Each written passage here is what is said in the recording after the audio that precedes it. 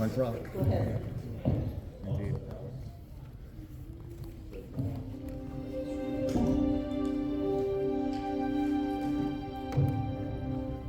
I read comic books casually like most kids did in the 70s. I was a big fan of Spider-Man, a big fan of the Fantastic Four. I just never had met anyone who was anything like the black characters who existed in comics. Blacks in comics for many years were drawn as subhuman. The Spirit was a relatively realistically drawn comic. Ebony White could have been a gremlin. I'm not sure a modern reader would understand that he was human. You just got into the habit of looking past that so you could have entertainment. When I was a kid, I stumbled across a comic book called Jungle Action, a comic that featured the Black Panther. I had an epiphany. I was just fascinated with that comic. Looking back, it was this powerful sense of validation I saw, seeing myself reflected in the media as a hero. I think that really lit the fire that later became Milestone Comics. Milestone was a bunch of guys who liked comics, who had a certain level of success in the mainstream, but we wanted to make our own thing and control it and have total say over it. My own inclination was to create comics that were more contemporary. That meant all kinds of people, not just black people. I didn't want to become the black version of my criticism of mainstream comics. One of the major things I was trying to accomplish was reproduce that feeling of belonging in a younger generation of readers. When I move to San Diego and I see white kids dressed as Static or white kids dressed as clearly John Stewart Green Lantern, I'm like, we're really getting somewhere, because this is a guy who is going to be less inclined to make assumptions about who somebody is based on the color of their skin. Yeah, so that's a win.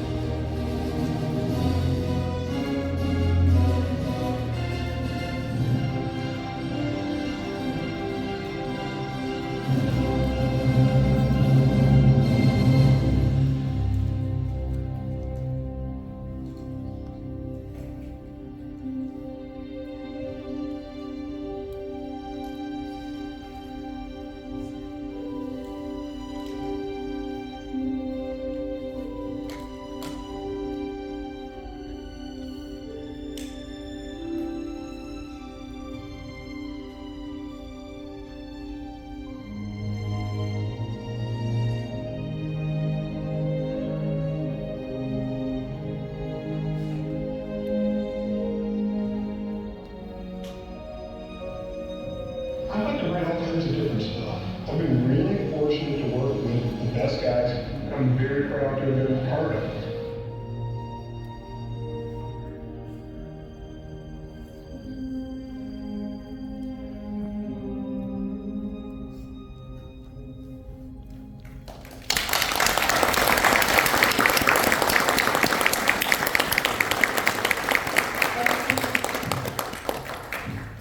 Hello, everyone. Welcome to the 10th Annual Dwayne McDuffie Award for Diversity in Comics.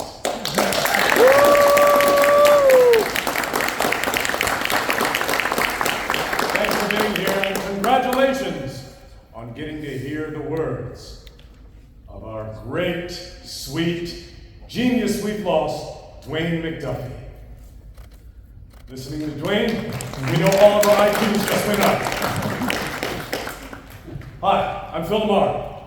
I had the wonderful privilege of working with Dwayne on the animated show Static Shock as the voice of Virgil Hawkins, aka Static. The name's Static. I put a shock to your system. And also, I got to work on Justice League with Dwayne, doing John Stewart, the Green Lantern. Beware my power. Green Lantern's light.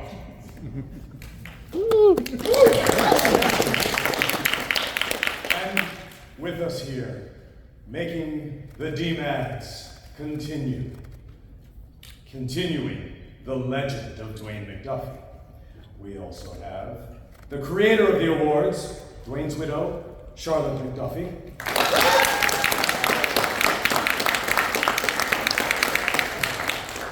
Keynote speaker, Brandon Easton.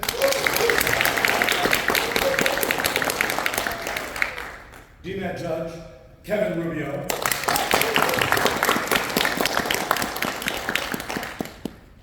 Judge Matt Wayne. And director of the awards, Will Watkins.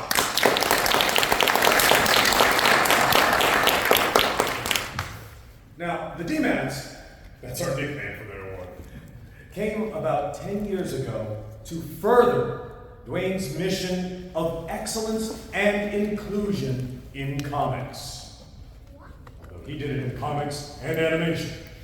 Now, to shine a light on such work and its creators that might otherwise go unnoticed, it's a pleasure because it gives us watching, great things to read if we don't already have them. Now, all nominees must demonstrate diversity on the page or behind the scenes, or both. And in these times, diversity is becoming a dirty word in this country. But not here at the DMADs.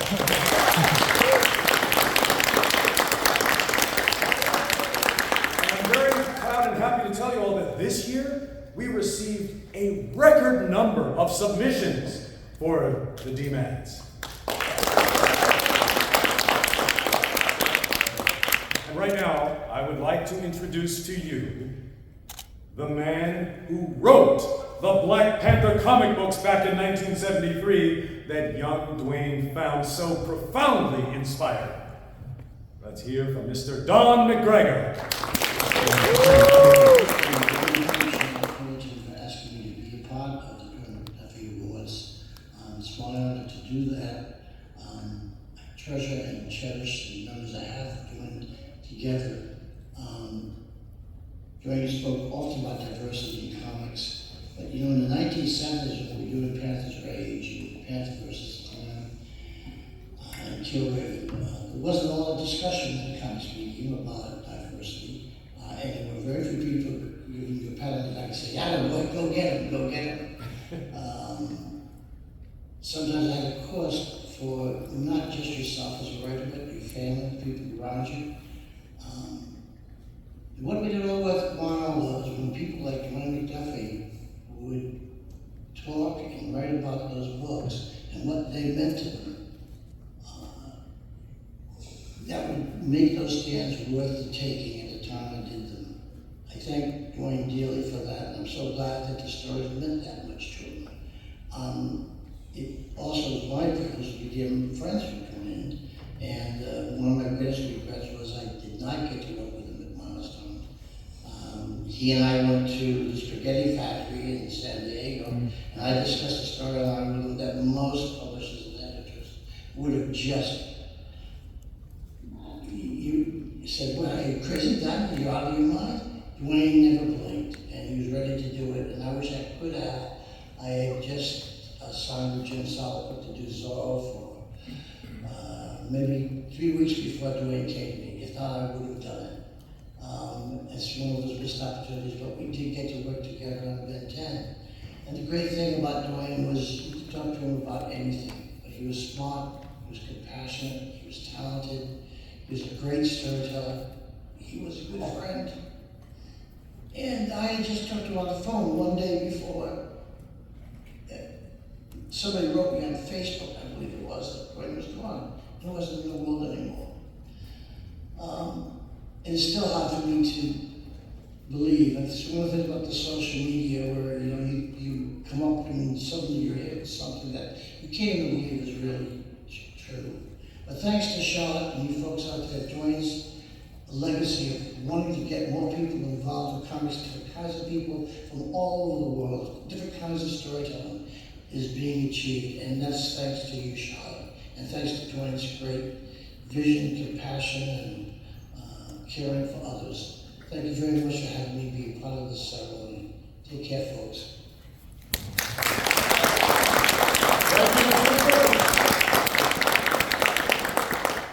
Coming up next, here are some sincere, moving remarks from the one and only Candyman himself, the late, great Mr. Tony Todd. Wow.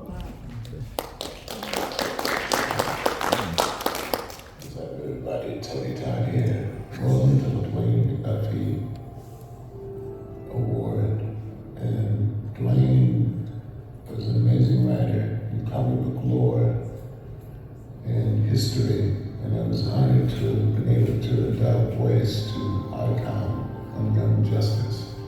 And I wish there would be many, many more incarnations, but the future is bright.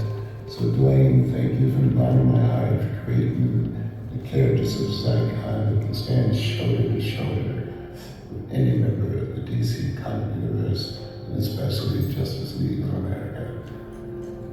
God bless you all. For all you writers out there, just do it the way Dwayne did it. Think big, be strong, stand original, and be shoulder to shoulder. All of the best. Thank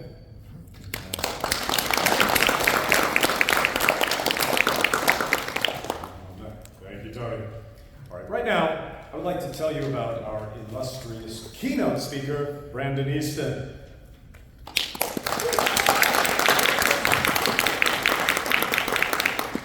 Born and raised in Baltimore, Maryland, Brandon attended Ithaca College and then earned his MFA in screenwriting at Boston University. After teaching U.S. history and economics in NYC public schools, Brandon relocated to Los Angeles and broke into the TV writing scene. Thank you. With the Warner Brothers Animation 2011 reboot of Thundercats, followed by Transformers Rescue Bots.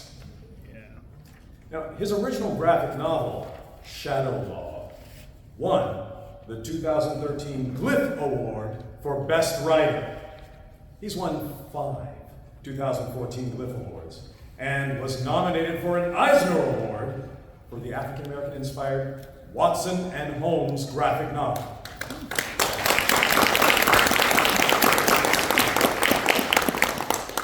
An alumnus of the 2015 Disney ABC writing program, Brandon wrote on season 2 of Marvel's Agent Carter and was commissioned to adapt the Japanese horror franchise Vampire Hunter D into a TV series. Brandon's other credits include Judge Dredd, Spider-Man, and the hit Netflix TV series Transformers War for Cybertron Siege.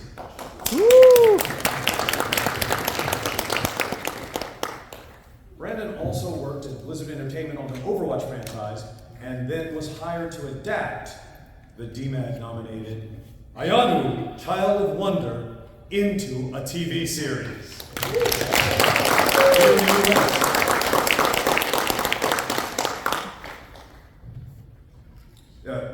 Now that's for Cartoon Network and HBO Max, where it became the #1 kids series in this country.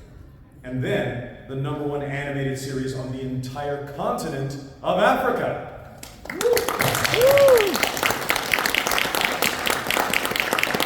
Recently, Brandon wrote a feature film entitled Takeover, starring Quavo of the Migos, which screened at the 2025 Cannes Film Festival in France. And last but not least, Brandon was a finalist for the very first Dwayne McDuffie Award for Diversity in Comics for his book, Andre the Giant, Closer to Heaven.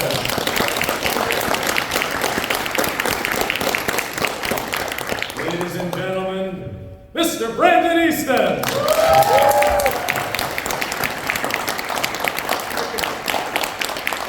Thank you.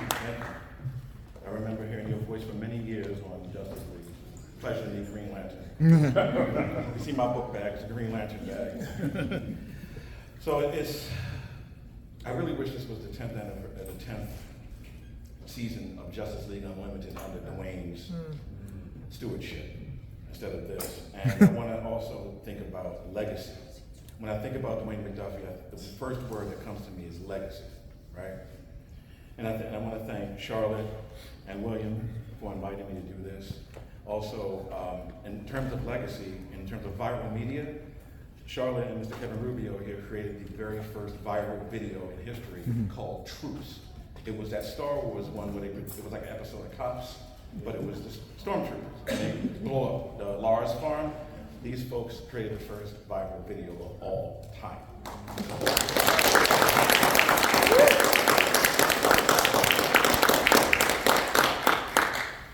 So recently, I became a member of a club very few people look forward to become a member of, and that is the club of both parents being gone. And I do not say this for pity or sympathy. I say it because that reality taught me an extremely valuable lesson and a silver lining. And that lesson is mortality has a way of reinforcing an appreciation of life. I'll say it again. Mortality has a way of reinforcing an appreciation of life. I recently turned 51, and I don't have any qualms about my age. And I'll tell you why, because as it was said, I'm from Baltimore. I grew up in Baltimore during the crack cocaine epidemic, which was the late 80s, early 90s. Meaning I saw a lot of young brothers and sisters not make it to 15, 20, 30, 40, or 50. I saw this in real time. It wasn't The Wire, it wasn't a TV show. I watched people get hurt. So to me, being able to live my dream, to be able to walk across the floor of Comic-Con, even though I'm tired of being here sometimes. I've been coming since 2010. But the fact that I can look and see things I've written, and see things that my friends have written, and purchase things that my friends have written, and to look and see Gundam, and Transformers, and Robotech, and Star Wars all across this floor. This is glorious that we're even here right now. The Dwayne McDuffie Awards mean more than you realize because there's so much talent that doesn't get the opportunity. And this award is a great way of opening up doors of opportunity. I feel that we live in an age of what I call performative cynicism. It's cool to be angry, it's cool to be upset. Nothing's good, nothing's fun. Yet, in the last 2 weeks, 2 films have been released. Superman by James Gunn and The Fantastic Four First Steps. Seen them both multiple times already. And you know why? Because it's about joy. Whether you like them or not, you cannot walk out those films feeling angry. It is an anger repellent, I feel. And if you are angry walking out, then maybe you need to see something. I'm just kidding. You know, I think of Dwayne a lot because I still am a very huge supporter of the DC animated universe. Back before streaming, you know, we had to buy these things called tapes or DVDs or now. And I own so many DC animated things, like the box set of Superman the Animated Series, Batman, Batman Beyond, Justice League Unlimited, and then all the movies. One of my favorite things that Dwayne ever wrote was in the final episode of Justice League Unlimited titled Destroyer Part 2, when him and Batman are fighting the Brainiac Doomsday Hybrid. Darkseid Hybrid. And after Batman gets knocked down, Superman says, you can't keep that man down. He'll never stop breathing. He'll never stop fighting as long as there's a breath in his lungs. Me, I have a different problem. I feel I live in a world of cardboard. Always taking care, never to hurt anyone or anything. But you, big man, you can take it. This is an opportunity where I can show you how powerful I really am. And then wham! And if you ever seen that episode, you know exactly what I'm talking about. It was like the only person that can really defeat Darkseid is Superman. And I think about what that really meant. And it wasn't that, oh, he's just a large black guy, he can hurt people, because I get that. I can understand having to hold back and be careful that people don't misinterpret you or assume negativity where none is meant, right? But it's also about going for something. You know, never be afraid of your own power. Create. The old system is falling apart. The tech bros came in and stripped this industry bare, literally. And now, in the ashes, like all things coming from ashes, we have the opportunity to rebuild this industry in our image. The former gatekeepers no longer have teeth. They're trying to re-empower them, but it's not working because we have TikTok and Instagram. We have people creating things, graphic novels through Kickstarter and Indiegogo. One of the ways I ended up, strangely enough, working on Iyanu was because many years ago I supported the creator of Iyanu, Roy Coupe, on Kickstarter. And he remembered that and remembered who I was. And I had no idea I had fans. Still don't know if I have any fans, but it's a point of I had to support someone who had a vision. And that's my cue. I had to support someone who had a vision. And that vision was based on that person's power.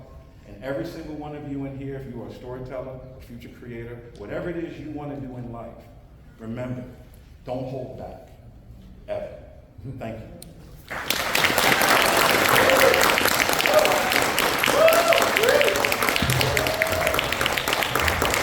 Thank you for talking to us, man.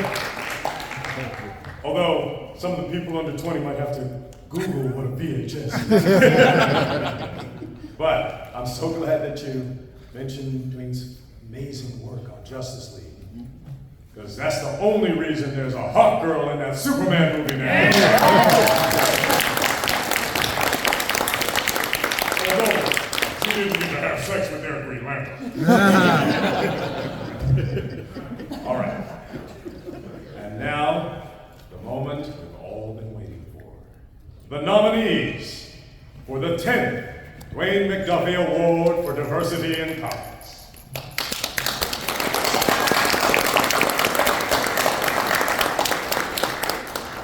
Recognized, written by various writers, illustrated by various artists.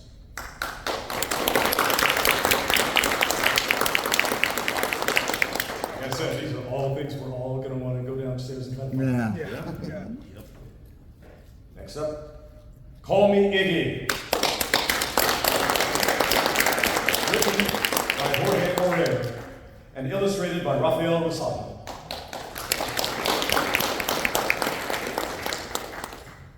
The Graphic History of Hip Hop, written by Walter Greason and illustrated by Tim Field.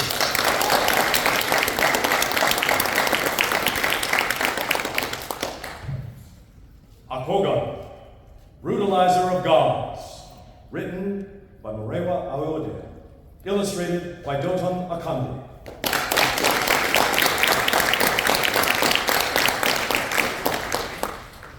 Alan Scott Green Lantern, written by Tim Sheridan and illustrated by Sheehan Twomey.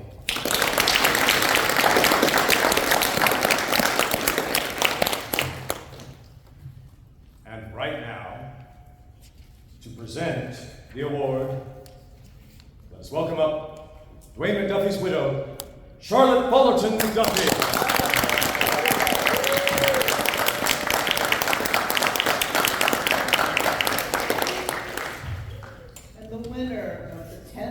McDuffie Award for Diversity in Comics is Call Me Iggy.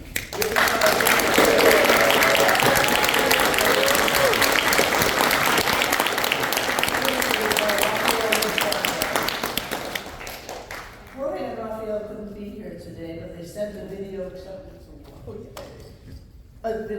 speech. Hi, I'm Rafael Rosado. I'm the co-creator and illustrator of Call Me Iggy. I'm Jorge Yvette. I'm the writer and co-creator. We are beyond honored and humbled to be the recipients of this year's Dwayne McDuffie Award for Diversity in Comics. I've been a fan of Dwayne's work for many, many years. I probably bought just about every issue of Milestone Comics and, you know, every book that they put out back in the day.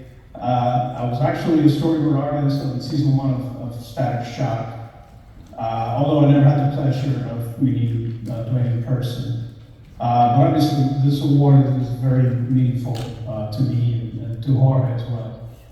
I had the pleasure of hearing Dwayne speak at a panel in LA at the Animation Guild, and it was wonderful to hear him talk about his craft. As Rob said, this award is very meaningful to the both of us.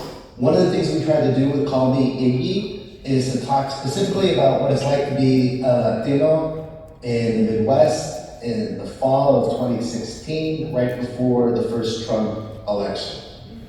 And it's a very super specific story. But as specific as we tried to get, it's, you know, we also tried to tell this universal story about figuring out those questions that we all ask ourselves, like who am I? How do I fit into this world? And this award acknowledges the universality of the specific. So thank you very much for that. And thank you, Dwayne McDuffie Award for Diversity in Comics Selection Committee, and thank you very much, Charlotte McDuffie. And we'd also like to thank our editors at First Second Books, Mark Siegel and Kiara Valdez, our agents, Tanya McKinnon, Ian Lender, and I would like to personally thank my wife, Darlene, and my daughters, Amelia and Avery, for their patience and support through the whole process of making this book. Yeah, thank you very much. Muchas gracias. Have a great Comic-Con. Awesome. Thank you so much. Thank you for calling me. All right. Next up, I would like to ask our panelists who were on the selection committee, Kevin Rubio and Will Watkins, the director of the D-Bags. And Matt Wayne. And Matt. I'd like to ask you guys what it takes to be nominated for the D-Mags. I mean, what is it you're looking for in a book? I mean, in addition to Dwayne's mandate of inclusion and excellence. Yeah, I'll start. Right. I think anyone who's familiar with Dwayne's work, which I hope is all of us, knows that he really was able to tap into the heart and the humanity of the human condition. I think that's something that's very hard to do, but he did it effortlessly, I think. And we're all kind of chasing that when we're looking at the work that everyone submits. So I think that if you're able to encapsulate the human condition, and that comes in many forms, right? It comes in many genders, many cultures, many languages. Geez, now I need my glasses. So I think that that's definitely one of the things we're looking for, is something that can capture the heart and the humanity of the human condition in an art form that is the medium of comics. Yeah. I'll build on that a little bit.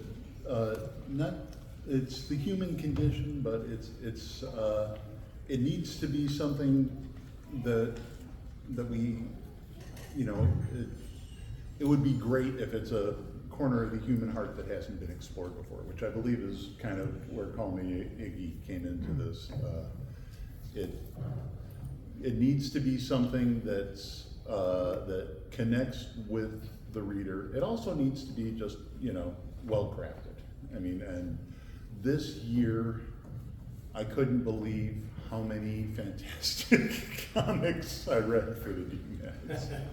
It was, I mean, the other nominees are all excellent.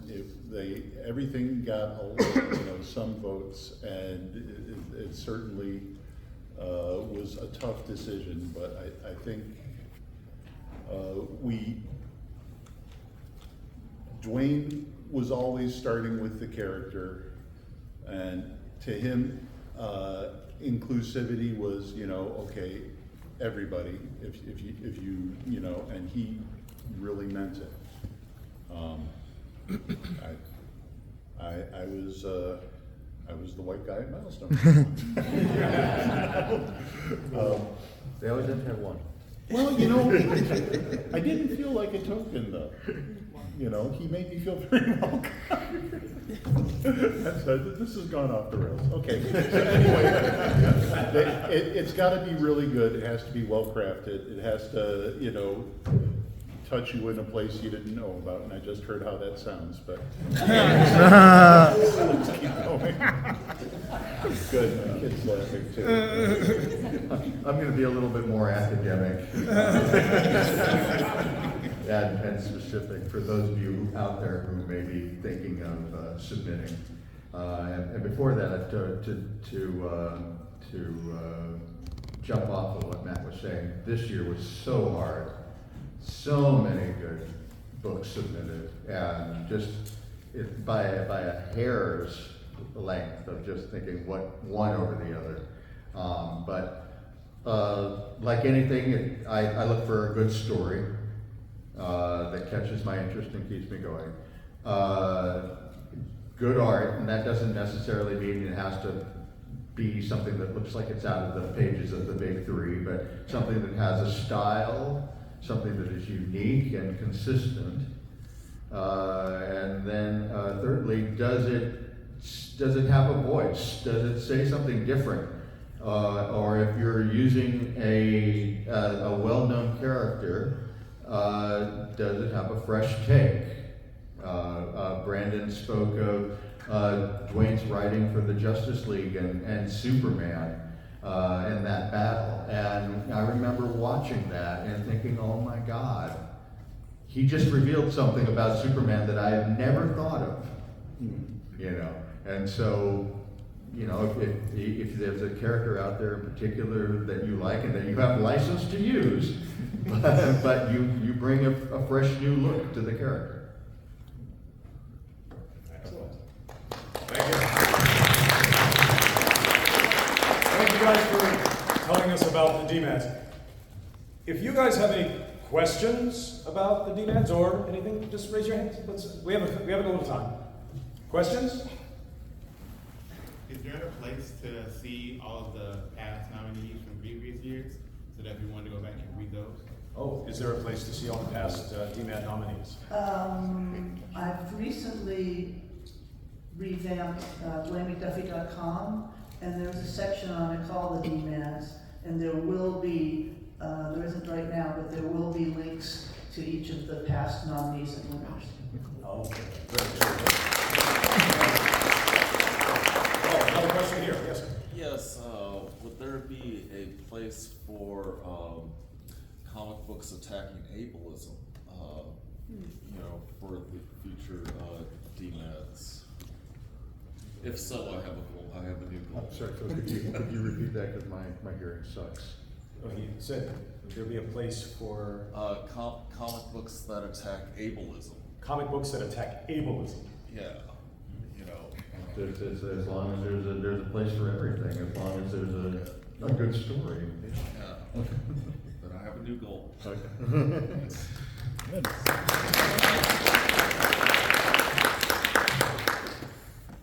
Sure. Oh, you have a question? Great.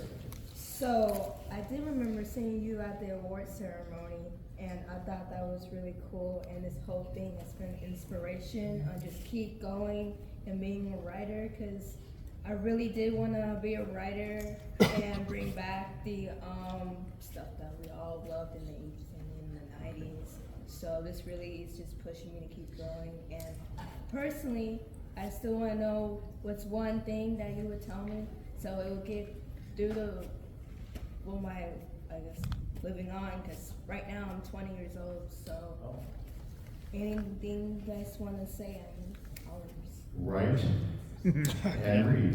Write and read. Write and read.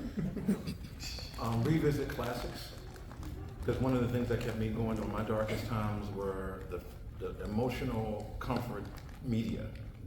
You know, which for me is like, you know, those horrible Police Academy movies from the 80s. You know, Little Shop of Horrors, Empire Strikes Back, Blade Runner. Like anytime I feel bad, because people made that. And the same people who are going through what you're going through also went through it in a different time. Because I can tell you, every 20 years it feels like the earth is ending. You know, in the 80s it was a Cold War. We thought nuclear bombs were gonna, but it didn't happen. Right now things are pretty rough, but History has this is the old history teacher and me coming back. History has a way of resetting and bending toward justice. Always. You can go back 5,000 years, 10,000. Every time things look bleak, something comes along. There's an enlightenment, an age of discovery, an industrial age, a space age, the age of information. Things get reset. So don't let this endless doom scroll get to you, because one thing I would say, get away from social media for like a week.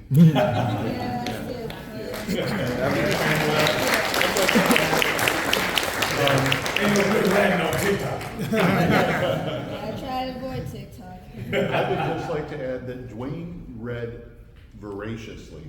He sometimes had trouble sleeping. He would go into his father when he was little, would take him to a bookstore and say, "Here's $20, buy what you want," and he would read everything. He read stuff that was way too old for him. He read stuff that was way too young for him. He read a lot of books about writing and about the process of writing, and recommended several of them to me. You know, it's good. You know, go check out The Art of Dramatic Writing by Lavos Agri. None But a Blockhead by Larry. None But a Blockhead. Try to look out. But it's okay to, you know, give yourself a break and actually like think about the process that concretely rather than just, you know, dreaming your story. Yeah, because, you know, lately I've seen like a lot of bad energy in the world, and I wanted to bring more good energy because I feel like that's what we needed, and I didn't know how to start it off, so being here really helped me to still be the weird kid that I always was. Yeah, and just, you know, whatever you do, that's a conversation with the reader, with the viewer, with, you know what I mean, and just what do you want to say and how do you put it so you're convincing them, you know? The gentleman in front. Oh, hey, first of all, I want to thank yes, okay. So I want to thank everybody for this. Like I'm from Toronto, Canada, so it's nice to be here and actually see this in real life. I grew up in the 90s. I grew up in the 90s, loved comic books, and when Dwayne McDuffie and Milestone showed up on the scene, it blew my mind just being a black nerd up in the north and doing my thing. So it was absolutely fantastic. So thank you for that, the accolades. And also a quick question for you, Phil. I noticed that in Dwayne's video, he had said the black version, and I know that you had smiled emphatically about that, and I know that you're as an improv master, that is what your troupe is called. You guys do black versions of things.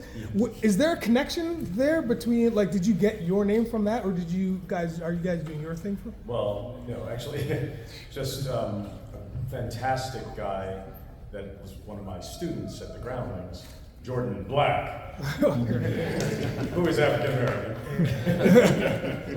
But he created an improv comedy show where there's an all-black cast. You take a suggestion from an audience of a classic, iconic Hollywood movie and then improv the black version of it. Like when the audience yelled out Jaws, we improv the movie Catfish. But no, I wish we could have brought Dwayne to it. Yeah. It's a phenomenal show.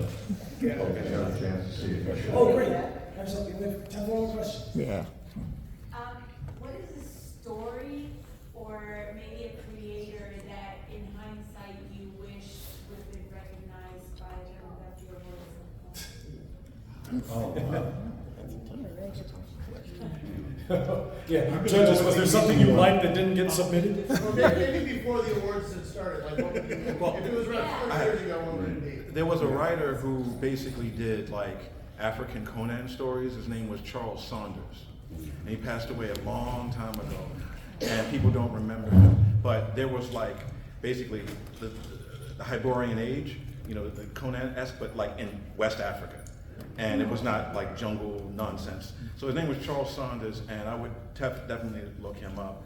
And but real quick, I want to make, before we end, if you're still going to hang around a little longer, in room 24 ABC, right after this, we're doing the Iyanu panel where we talk about the movie upcoming and parts, we will discuss a little bit of season 2. So for further inspiration, and also check out Iyanu, which is #1 in a lot of places. It's room 24 ABC, right after this at 1 o'clock. So I would hope to see some of you there.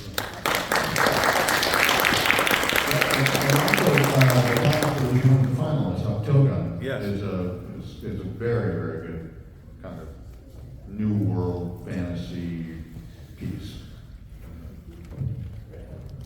All right, thank you for your questions.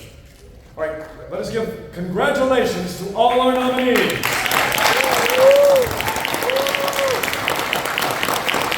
And another round of applause for our winners.